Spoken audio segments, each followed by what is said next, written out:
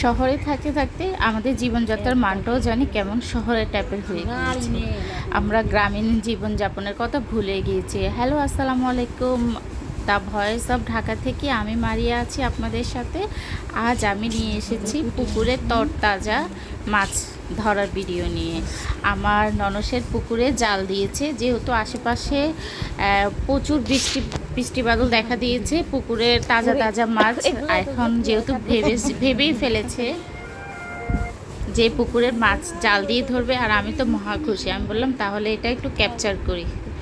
ঝটপট মোবাইল নিয়ে নেমে গেলাম। এই যে এখানে বড় বড় যা মাছ দেখতে পাচ্ছেন সব আমার ননসের। ওদের যেহেতু যৌথ পরিবার, আর সেজন্য ওনার বাকি যারাও পেয়েছে আর উনি যা যা পেয়েছে আমি সেই ভিডিওগুলোই ক্যাপচার করছি। আসলে ছোট থেকে বড় হয়েছি শহরে, তো তাই এসব একদম কখনো দেখিও নাই। আমার তো বেশ ভালো লেগেছে। এই যে ছোট ছোট মাছ লাফাচ্ছে, কি বলবো।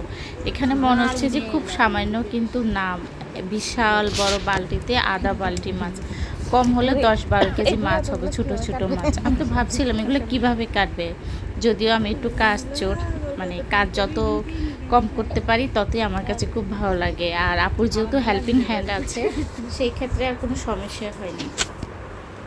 আপনারা কারা কারা পুকুরের তাজা তাজা মাছ, বিলের তাজা তাজা মাছ খেতে পছন্দ করেন অবশ্যই কমেন্টস করে জানাবেন।